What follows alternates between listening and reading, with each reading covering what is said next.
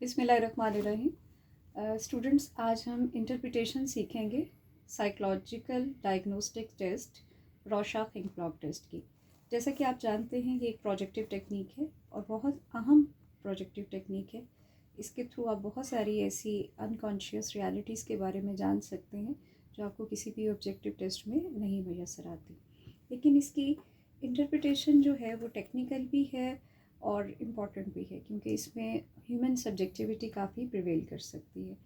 तो उन सारी चीज़ों को कंट्रोल करने के लिए सबसे इम्पॉर्टेंट बात ये है कि अगर आप टेस्ट के प्रोटोकॉल्स को मद्देनज़र रखेंगे तो आप ज़्यादा बेहतर अंदाज में टेस्ट कंडक्ट भी कर पाएंगे और उसके बाद इसकी इंटरप्रिटेशन भी ज़्यादा आपकी रिलायबल हो सकती है।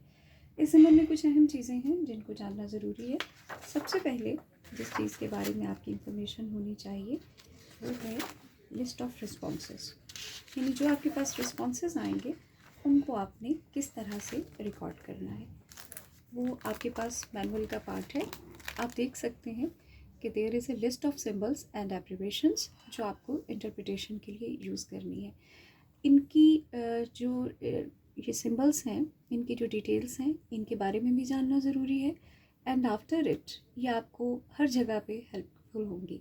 जब आप फॉर्म फिलिंग करेंगे और जब आप इंटरप्रिटेशन करेंगे तो उन दोनों में इन सिंबल्स का बहुत दखल है। इनके बारे में आपकी अच्छी अवेयरनेस होना बहुत ज़रूरी है। Then you have to move for it कि इसका मेथड क्या होगा, ऑपरेटर्स इसका क्या है। डेफिनेटली रॉर्शach के कार्ड्स हैं जो कि 10 कार्ड्स हैं और उन कार्ड्स की बेसिस पे आप आगे लेके इसको चलेंगे। वो कार्ड्स आपके पास मौजूद होने चाहिए। कुछ अहम चीज़ें हैं जिनका मैं आपको एक ओवरव्यू दूंगी और वो आपके लिए हेल्पफुल हो जाएगा कि आप इसको आगे कैसे लेके चलेंगे। प्रोसीजर इसका क्या है कि you have to make your client और सब्जेक्ट सिट कंफर्टेबली और उसको आप कार्ड 1 बाय 1 दिखाएंगे और आप उसको यही कहेंगे कि आप इस कार्ड में जो देख रहे हैं उसको एक्सप्लेन कीजिए। इसके साथ जो इम्पॉर्टेंट चीज़ें हैं, अगर आप इसके मैनुअल को रीड आउट करते हैं इन डिटेल तो ये आपके लिए बहुत इम्पॉर्टेंट है और आपको बहुत हेल्पफुल होगा इस सारे प्रोसेस के लिए। मैं इस वक्त क्योंकि इंटरप्रिटेशन पे फोकस कर रही हूँ तो मैं आपको सिर्फ उन चीज़ों के बारे में ही बताऊँगी जो आपको इंटरप्रिटेशन पॉइंट ऑफ व्यू से रिक्वायर्ड होती हैं। सबसे पहले इसमें आपने नंबर ऑफ़ रिस्पॉन्सेस देखने हैं। जनरली स्पीकिंग 15 से 30 रिस्पॉन्सेस आपको रिसीव होते हैं इन कार्ड्स पे और वो डेफिनेटली जितना क्लाइंट आपका कंफर्टेबल होगा, जितना आप उसको इनकरेज करेंगे, उसी के पॉइंट ऑफ व्यू से वो रिस्पॉन्स दे रहा होगा। जो रिएक्शन टाइम है जनरली 20 से 30 मिनट रिक्वायर होते हैं टेस्ट को करने के लिए और फिर आपको एवरेज टाइम भी उसमें रिक्वायर होता है और इसके साथ साथ आप पर कार्ड रिस्पॉन्स टाइम भी रिकॉर्ड कर रहे होते हैं जो आपको फर्दर इंडिकेशन भी दे रहा होता है। ये कुछ इसके फीचर्स हैं जिसके बारे में आपको जानना ज़रूरी है कि किन कार्ड्स पे वो रिस्पॉन्स ही नहीं दे पाया, फॉर्म, मूवमेंट, कलर रिस्पॉन्स और इस तरह की चीज़ों के बारे में आपने इंफॉर्मेशन को गैदर करना है। और फिर फर्दर आपने देखना है कि अगर फॉर्म है तो उसकी फिर सब कैटेगरीज़ क्या होंगी। ये तमाम चीज़ें आपके पास मैनुअल में मौजूद हैं। आपको एक थॉरो इसकी अंडरस्टैंडिंग ज़रूरी है। आप इसको पढ़िए, अंडरस्टैंड करें और अगर आप समझते हैं कि किसी एक एस्पेक्ट पे आप इसमें कोई हेल्प चाहते हैं तो आप मुझे रिस्पॉन्ड बैक कर सकते हैं। मैं उस स्पेसिफिक एक पॉइंट पे भी आपको वीडियो शेयर कर सकती हूँ। तो इन तमाम चीज़ों के बारे में आपकी जितनी इन्फॉर्मेशन होगी, जितना आपकी क्लैरिटी होगी, उसी के अकॉर्डिंग फिर आप अपनी सिंबल्स के ज़रिए रिस्पॉन्सेस को इंटरप्रेट कर रहे होंगे। अब इसके बाद जो आपका इम्पॉर्टेंट स्टेप है वो ये है कि जब आपने अपने कार्ड अपने क्लाइंट को तमाम कार्ड दिखा दिए और उन तमाम तरह की इंफॉर्मेशन को आपको रॉर्शach के इस मैनुअल के साथ इस तरह सा एक फॉर्म मिलेगा जिस पे आपने ये तमाम इंफॉर्मेशन रिकॉर्ड करनी होती है। जैसे आप देख रहे हैं इसमें क्लाइंट की नेम है, एज है, डेट ऑफ बर्थ है और उसके साथ कुछ बेसिक्स इंफॉर्मेशन है। ये क्योंकि मैं रिकॉर्डिंग पर्पस के लिए यूज़ कर रही हूँ तो ये मैंने तमाम चीज़ें जो हैं ये हाइड की भी हैं सो कि किसी की आइडेंटिटी जो है वो मैं इसमें शो ना करा दूँ। तो लेकिन जब आप इसको कॉन्फिडेंशली फिलअप कर रहे होंगे तो डेफिनेटली आप ये तमाम डिटेल्स इसमें ऐड कर लेंगे। इसके बाद आपने मूव करना है अहेड, जिसमें आपने टेबुलेशन एंड स्कोरिंग करनी है इस सारी शीट की। अब इसके लिए मैं आपको एक सैम्पल केस देती हूँ और उस सैम्पल केसेस की बेसिस पे हम इसको फिलअप कर लेते हैं। ये एक सैम्पल केस है जिसमें आपको थोड़ा आइडिया भी हो जाएगा कि इन रिस्पॉन्सेस को हम कैसे लेते हैं, और उसके साथ ही हमें ये भी आइडिया हो जाएगा कि हम इनकी इंटरप्रिटेशन कैसे कर रहे होंगे। पेज नंबर 126 आपके पास एक सैम्पल केस है। वैसे मैनुअल में और भी केसेस मौजूद हैं और आप उन सबको पढ़ेंगे तो आपके लिए इंटरप्रिटेशन करना और भी आसान हो जाएगा। जैसे ये एक आपके पास केस है जिसमें आप देख सकते हैं कि ये फर्स्ट कार्ड है जिस पे कि क्लाइंट ने 2 रिस्पॉन्सेस दिए हैं। अब वो जो उसके रिस्पॉन्सेस हैं, जब आपने उनको कोडिंग में कन्वर्ट करना है तो ये उसकी एक फाइनल शक्ल बन जाती है कि जो आपके पास रिस्पॉन्स आया है उस रिस्पॉन्स को आपने देखना है कि डिटेल रिस्पॉन्स है, मूवमेंट है, और क्या वो ह्यूमन बीइंग के बारे में है, तो you will give this description. उसके बाद अगर आप सेकंड रिस्पॉन्स देखते हैं तो then you may describe that again कि वो भी डिटेल रिस्पॉन्स है, उसमें भी मूवमेंट नज़र आ रही है और वो भी ह्यूमन बीइंग के बारे में है। इसी तरह से कार्ड 2 पे अगर आप देखें तो यहाँ पे आपको बटरफ्लाई के बारे में क्लाइंट ने उसे परसीव किया है। आप बता सकते हैं कि उसने होल को परसीव किया है या उसमें फॉर्म देखी गई है, और फिर ये एनिमल है या ह्यूमन है। क्योंकि बटरफ्लाई है तो इसको फिर हम ए से एनिमल से डिनोट करेंगे। इसी तरह आप देख सकते हैं कि तमाम कार्ड्स पे क्लाइंट ने जितने जितने रिस्पॉन्सेस दिए हैं हमने उनके अकॉर्डिंग ये कोडिंग प्रिपेयर कर ली है, और इसी कोडिंग के तहत आपने अपना ये फॉर्म फिलअप कर लेना है। ये आपका फर्स्ट कार्ड है। फर्स्ट कार्ड पे क्या रिएक्शन टाइम था, उसमें लोकेशन जो आपका मेन एरिया है वहाँ पे होल देखा गया है, डिटेल रिस्पॉन्स देखा गया है। फिर आप उसमें ऐड करेंगे कि मेन रिस्पॉन्स में क्या था, क्या मूवमेंट देखी गई है, then you will move ahead. फिर आप कंटेंट में देखेंगे कि क्या ये ह्यूमन था या एनिमल था। हर एक कार्ड पे जितने रिस्पॉन्सेस दिए गए हैं उनका टाइम, उनकी सारी डिटेल्स आपको अपने इस फॉर्म पे राइट डाउन कर लेनी है। यहाँ आपके पास ये कुछ एरियाज़ हैं जिसमें आप कुछ एडिशनल इन्फॉर्मेशन देते हैं, तो मैं आपको यहाँ पे हाईलाइट कर देती हूँ। और वो क्योंकि इस रिस्पॉन्स में तो एक आध ही है, लेकिन हो सकता है कि आपके रिस्पॉन्सेस में इससे ज़्यादा हो, आपने उसके अकॉर्डिंग राइट डाउन करनी है। ये आप जैसे देख सकते हैं कि इसमें 2 तरह के रिस्पॉन्सेस होते हैं। एक हम कहते हैं कि जो जनरल रिस्पॉन्सेस दिए गए हैं जो आम तौर पर लोग देते हैं, और एक ऐसे रिस्पॉन्सेस होते हैं जो ओरिजिनल रिस्पॉन्सेस हैं जो स्पेसिफिक टू द पर्सन है। जैसे यहाँ पे आप देख सकते हैं कि अगर उसने ऑर्नामेंट को परसीव किया है फर्नीचर के पॉइंट ऑफ व्यू से, तो हम उसको एक ओरिजिनल रिस्पॉन्स के तौर पे लेंगे। इसी तरह से यहाँ उसने फायर रिस्पॉन्स दिया है जो कि इस कार्ड पे ऑलरेडी इस तरह का रिस्पॉन्स एक जर्नल यूजुअल रिस्पॉन्स नहीं समझा जाता है। तो इस तरह की इंडिकेशन आप यहाँ सेपरेटली एडअप कर सकते हैं। और इसी तरह then you have to do कि ये तमाम डिटेल्स लेने के बाद आपने ये इसकी बॉटम लाइन पे उसको रिकॉर्ड करना है। टोटल टाइम कितना कंज्यूम हुआ है, एवरेज उसको आपने सेकंड्स में काउंट करना है। उसके बाद डब्ल्यूज़ कितने रिस्पॉन्सेस थे, डी रिस्पॉन्सेस कितने थे, एंड सो ऑन। तमाम रिस्पॉन्सेस को आपने यहाँ पे प्लेस कर लेना है। फिर ह्यूमन रिस्पॉन्स कितने दिए गए, ह्यूमन पार्ट्स के कितने रिस्पॉन्स दिए गए, एनिमल्स के कितने रिस्पॉन्सेस थे, एनिमल पार्ट्स के कितने रिस्पॉन्सेस थे। फिर आपके पास ओरिजिनल रिस्पॉन्सेस कितने आए और आपके पास नए रिस्पॉन्सेस कितने आए जो ये uniqueness of the person show करता है।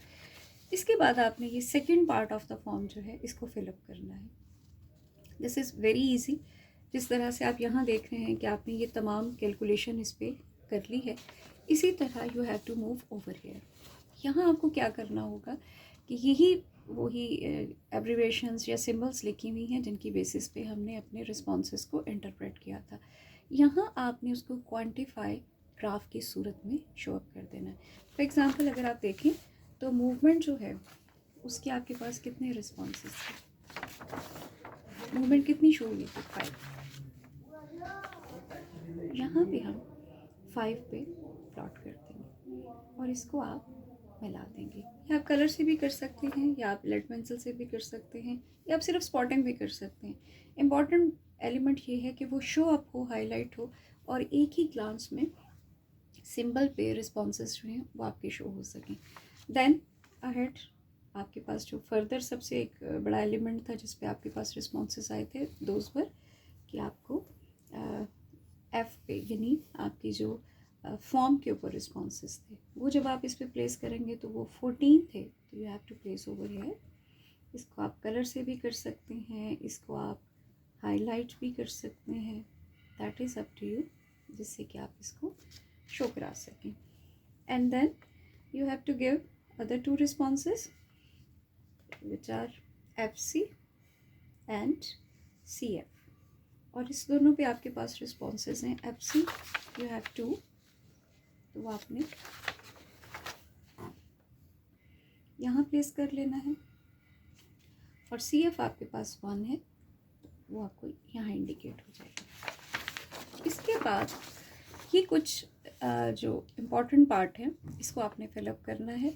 एक्चुअली रॉर्शैक-एंड-क्लॉक टेस्ट पे सबसे ज़्यादा क्रिटिसिज्म इसी पर्सपेक्टिव में है कि इसमें सब्जेक्टिविटी बहुत ज़्यादा है, क्योंकि जो रिस्पॉन्सेस दिए जाते हैं वो भी ह्यूमन बीइंग दे रहा है और उसकी फ़र्दर इंटरप्रिटेशन भी ह्यूमन बीइंग ही कर रहा है, और इसमें बहुत सारी चीज़ें जो हैं वो हम अपनी भी रिफ्लेक्ट बैक कर रहे होते हैं. तो जनरली एक प्रोजेक्टिव टेक्निक्स को मोर रिलायबल और वैलिड बनाने के जो कह सकते हैं आपके उसमें जो काम किए जाते हैं या जिन चीज़ों का ख्याल रखा जाता है वो ये है कि उसके अंदर हम क्वांटिफिकेशन को ऐड करें ताकि सब्जेक्टिविटी को कंट्रोल कर सकें. तो आप ये देख सकते हैं कि यहाँ पे कुछ परसेंटेजेस, कुछ कंपैरिजन्स ऐसे हैं कि जिसमें ये कोशिश की जाती है कि काफ़ी हद तक जो हमारी सब्जेक्टिविटी है उसको हम कंट्रोल करें और क्वांटिफिकेशन को एनहांस करें. यहाँ आप देख सकते हैं कि बेसिक रिलेशनशिप पिक शो हुआ है, टोटल रिस्पांस टाइम क्या है, टोटल टाइम इन सेकंड्स कितना यूज़ हुआ है, एवरेज टाइम पर रिस्पांस क्या है. से अगर आपके क्लाइंट ने टोटल टाइम कंज्यूम किया है 21 मिनट्स, तो आपको उसने टोटल रिस्पॉन्सेस दिए हैं, या आपको उसने जो सेकंड्स में आपके पास टाइम आया था इसी को अगर हम बेस बना लेते हैं तो आपके पास 1575 सेकंड्स का टाइम उसने लिया था और टोटल रिस्पॉन्सेज उसके थे 21. अब आप जब इसकी एवरेज लेंगे तो what you have to do कि जो आपका टोटल टाइम है उसको आप डिवाइड कर देंगे टोटल रिस्पॉन्सेज पे, यानी 1575 divided by 21, it will give you average time पर रिस्पॉन्स इन सेकेंड्स. फिर इसी तरह से ये आपके पास दो ब्रॉडर कैटेगरीज हैं जो कि हम कार्ड्स के पॉइंट ऑफ व्यू से देखते हैं. जैसे कि आप जानते हैं जब आप इसकी डिटेल इसमें पढ़ेंगे, ये मैं इसीलिए इसको आपको ओवरव्यू दे रही हूँ कि जो एक स्पेसिफिक एरिया जिस पे आप फर्दर इंफॉर्मेशन चाहें तो आप मुझे उस पर रिक्वायरमेंट अपनी भेज सकते हैं. मैं आपको उसकी एक वीडियो अलग से शेयर कर दूँगी. यहाँ मेरा ऑब्जेक्टिव सिर्फ ये है कि ओवरऑल इस एक वीडियो में हम कवर अप कर लें कि आप रॉर्शैक के टेस्ट को किस तरह से इंटरप्रेट कर सकते हैं. तो ये दोनों तरह के कार्ड्स जो हैं डेफिनेटली इनकी अपनी ऑब्जेक्टिविटी है और इनके मीनिंग्स हैं. इन पे कितना कितना टाइम सेकंड्स में कंज्यूम हुआ है वो आपने यहाँ पे फिलअप कर लेना है. Then you have to go कि आपके जो फॉर्म रिस्पॉन्सेज थे वो कितने थे टोटल रिस्पॉन्सेज में, ये आपके पास उसकी परसेंटेज आ जाएगी. उसकी आप फर्दर जो आप उसकी फर्दर डिवीजन जो है वो इस तरह से देखते हैं. फिर आप देखेंगे कि एनिमल्स कितने देखे गए और एनिमल के पार्ट कितने देखे गए टोटल रिस्पॉन्सेज में से. इसी तरह से फर्दर आप देख सकते हैं कि ह्यूमन और एनिमल कितने थे, ह्यूमन के पार्ट्स कितने थे, एनिमल के पार्ट्स कितने थे. इन तमाम की रेशोज़ जो हैं कि आप फाइंड आउट करेंगे. एक्चुअली इस सब को कैलकुलेट करने का ऑब्जेक्टिव ये है कि आप ये देख सकें, फॉर एग्ज़ाम्पल अगर मैं यहाँ से स्टार्ट करूँ तो हमें पता चले कि एवरेज टाइम कितना कंज्यूम कर रहा है. फिर हमें ये मालूम पड़ सके कि जो two broader categories of card हैं तो किन कैटेगरीज पे ज़्यादा टाइम कंज्यूम हुआ है. That is important for us to interpret कि हमें उसमें आइडिया होगा कि पर्सन की कोई ख़ास इनहिबिशंस जो हैं वो किन एरियाज़ की तरफ हैं, उनको हम डिस्कस कर सकते हैं, फर्दर एक्सप्लोर कर सकते हैं. फॉर्म देखने की क्या टेंडेंसी है, उसकी परसेंटेज क्या आ रही है. आप जानते हैं कि ह्यूमन रिस्पॉन्सेज जो हैं वो हेल्दी रिस्पॉन्सेज समझे जाते हैं, वेयर एज जब एनिमल रिस्पॉन्सेज हैं उनको दूसरी कैटेगरी में रखा जाता है. उनकी जब आप रेशोज़ देखते हैं तो आपके लिए एक बड़ी ही एक रिफ़ाइन पिक्चर सामने आना शुरू हो जाती है जो आपको इंटरप्रिटेशन में बहुत हेल्प करती है, और बहुत से अहम पॉइंट्स आप यहीं पे प्लेस कर लेते हैं जो आप भूलते भी नहीं हैं और उनको अच्छे से इनकॉर्पोरेट भी कर लेते हैं.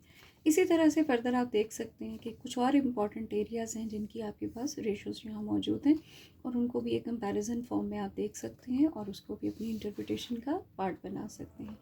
फर्दर हमारे पास जो दो एरियाज़ हैं वो भी इक्वली इम्पॉर्टेंट हैं, वैसे उनको सप्लीमेंट्री रिलेशनशिप कहा जाता है. जैसा कि आप देख सकते हो कि मूवमेंट और फॉर्म मूवमेंट, इसकी बेसिस पे हम इनके दरमियान क्या रिलेशनशिप है, किस तरह से ये डिपेक्ट हो रहे हैं, उनको भी हम अपने कैलकुलेटेड रिकॉर्डेड रिस्पॉन्सेज की बेसिस पे फाइंड आउट कर सकते हैं। और फर्दर आप मज़ीद इसकी डिटेल्स को यहाँ पे प्लेस कर लेते हैं। इस तमाम का मतलब ये है कि आपके पास जितने भी रिस्पॉन्सेज आए हैं आप उसको क्वांटिटेटिव फॉर्म में रिकॉर्ड करें, फिर आप उनको प्लेस करें और इन्हीं के बेसिस पे फर्दर यू कैन कंक्लूड। और ये सारी चीज़ों के लिए जो आपके लिए इम्पॉर्टेंट इंटरप्रिटेशन में हेल्पफुल होगा वो आपका मैनुअल है, जिसमें कि ये चीज़ें क्लियर कट मौजूद हैं कि अगर आप मूवमेंट देख रहे हैं तो वो आपकी पर्सनैलिटी क्या क्या डिपिक्शन कर रहा है, फॉर्म देख रहे हैं, कलर देख रहे हैं, एनिमल रिस्पॉन्सेज हैं या ह्यूमन रिस्पॉन्सेज हैं, तो वो क्या पर्सनैलिटी के एस्पेक्ट्स को डिपिक्ट कर रहे हैं। तो काइंडली आप इसको ट्राई आउट कीजिए और अगर आपको इसमें कोई मुश्किल आती है तो please do let me know. Thank you so much.